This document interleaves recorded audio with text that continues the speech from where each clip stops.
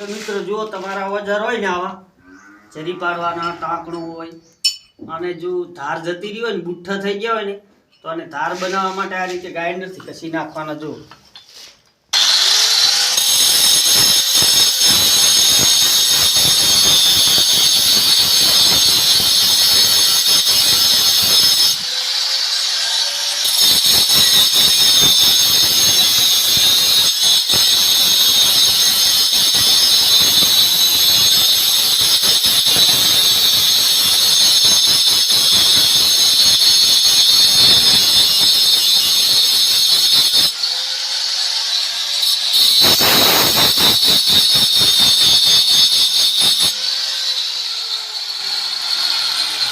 કેવી ધાર બની